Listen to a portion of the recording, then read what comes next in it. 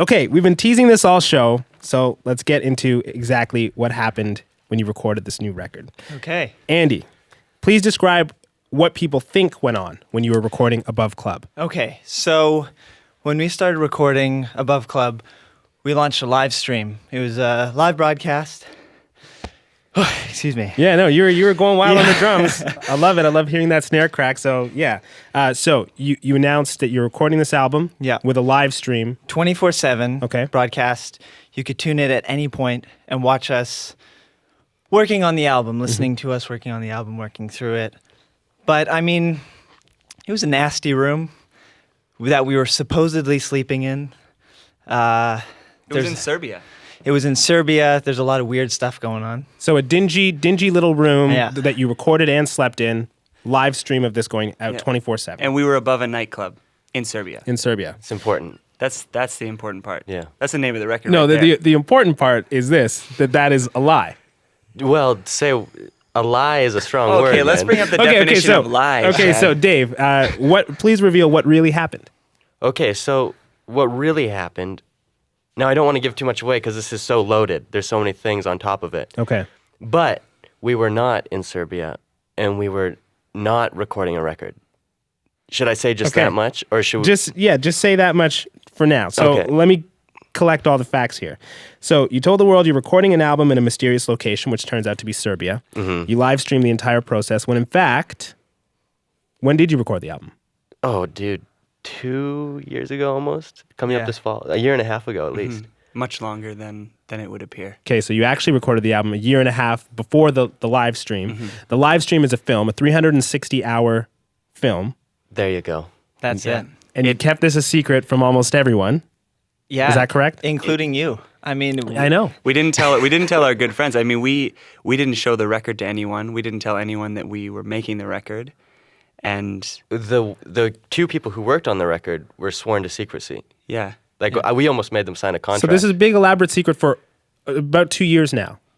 Yes. Yeah. Okay, Kane, first question is, why? Oh, you give me the big question, hey? You give me the why just question. moving along along the table. Yeah, what inspired this? Where did this come from? Well, a few things. Frustration with social media. Just our own social media. We just were, essentially we were kind of bored of our classic formula, and unfortunately the classic formula that a lot of bands and people take, right? Which is just to show the best moments, to show the cool stuff. And then also, film has been a big part of our band, right? We did the video series for high school, and then we did the feature-length film, the foreign film, Norwegian film for Violent, and so we were like, well, what's the next visual accompaniment? Well, perhaps the longest film ever made. Okay, Andy, I'm going to throw this one to you. You told our producer it was alternate reality storytelling. Yeah. That interested you as well. So you're kind of disillusioned with social media, but also there's this alternate reality storytelling that's interesting you. Why? Yeah, it's using social media and live streaming as a medium to tell a story. So when people would tune in, I think they did understand that there was a element of performance in the same way that when we're on a stage, we're performing when we enter into that sort of engagement. And this was like an alternate reality of live broadcast, Twitter. We were geotagging from Serbia and figuring out how to do that. Amongst other places. Amongst other places, Japan. We were there for a day. So creating a whole other universe for people as a performance. Yeah, exactly. One of our managers once said, no one cares about watching you in the studio. That's what bands do. That's your job. And then we kind of had this thing where it's he's right. I don't care about seeing my favorite band in the studio. I just expect they're always there. Yeah. And so this was kind of a way to give people who watch us something more, Okay, let's start with the logistics of this whole thing. So how did you compile and put together a 360-hour video stream? It was so insane. The undertaking of processing that amount of data, we would have been way better off to just do it like that. Dude, legitimately. To actually just film 360 hours. Totally, and just live stream it live. That would have been much easier. Yeah, because we would be filming and so for example, we would say, okay, we need 8 hours of sleeping. And so we would be laying down in a bed, our own beds for about 10 minutes, and every minute one of us would switch positions. And then I would take that footage and loop it and have one of us switch a position of sleeping for like an hour. To, And then to have simulate the normal tossing Yeah, and turning yeah. that The one does. the realistic tossing and turning. Exactly. Yeah, and then then we had to export that footage, and that took, for every 8 hours, it took an hour of exporting. So it was like 70 hours of just computer processing. Pure export. Just pure export. Okay, Kane, how many people knew you were doing this? I'm gonna say under 10. Yeah, I'd say under 10. And you were actually in Vancouver this whole time. You weren't in Serbia.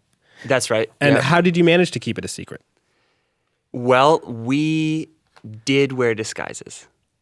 The options were either we aren't here, we hole away somewhere, or let's get realistic, you have to go outside. I mean, this is like, you have to go outside to go from point A to point B. So we wore disguises. I mean, straight up, Andy had a couple. He was sort of like bizarre commercial drive guy.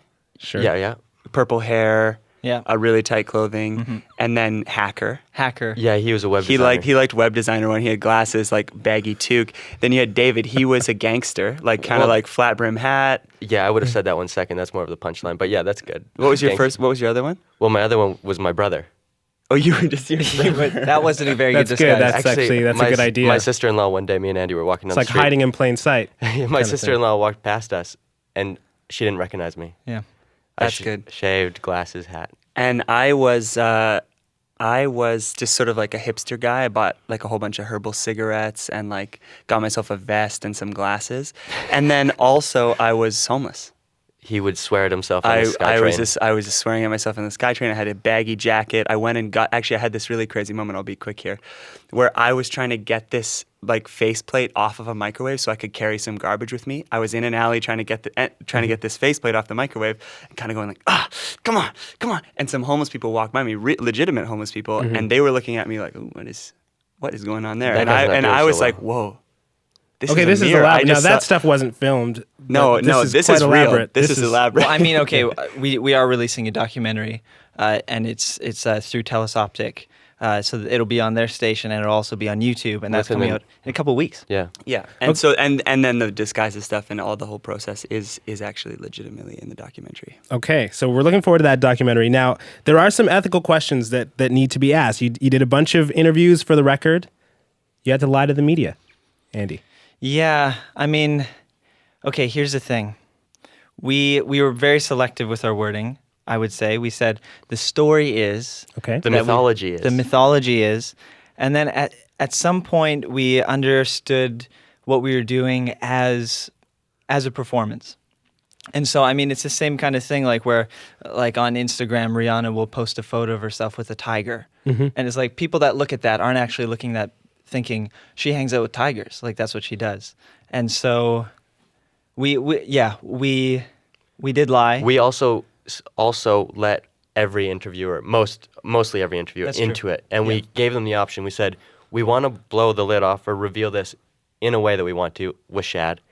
But I guess if you wanted to, you could print this and make enemies with us. There's nothing you can do. But no one printed it.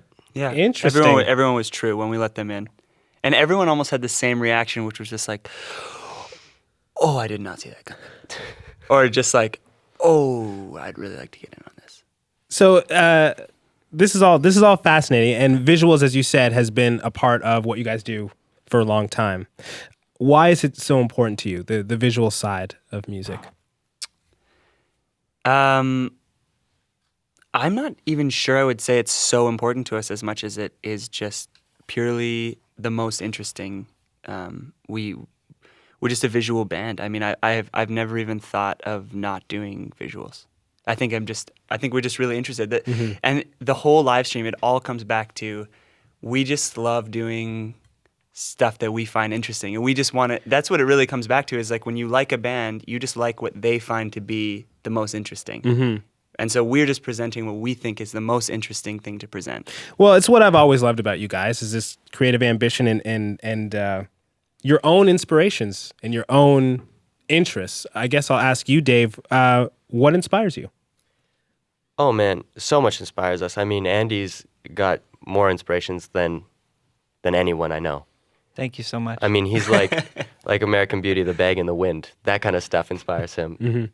Oh, Just ordinary moments. Yeah, Oh definitely. yeah, Andy will have these great moments that he just found like with his papa or something. Or, for example, we drove from Ottawa last night through the night to be here, and I drove with a friend who's our lighting tech, and it was just beautiful. Yeah, but I mean, apart from like that sort of stuff, I'd say that all three of us are very inspired by the big things in life, the big questions. You know, nothing that we do will ever be light. I think we might make a comedy one day, but it will still have Big heavy, questions at yeah. the Yeah, center. totally. I have to ask you guys a couple of things before we run out of time. So you have this 360-hour film. You've applied to Guinness to get the world record. Is that Yes. right? That is true. That's true. Yeah. Okay, really quickly, tell me a bit about that. You know what? I want to say it was completely intentional, but we did not anticipate to find out kind of after the whole thing was done that actually we really were, for all intents and purposes, holding the record as far as we could see. At this point, until 2020, there is a 720-hour film being released. But until then, you know. But this 360-hour film is available to pre-order right now on wearethecity.ca. Okay. That's right. It's 360 hours, 250 gigabytes on a 250 gigabyte hard drive. Too big for the internet. Too big for the internet. So I love it. just to, yeah, I mean, it's like Andy said, pre-order.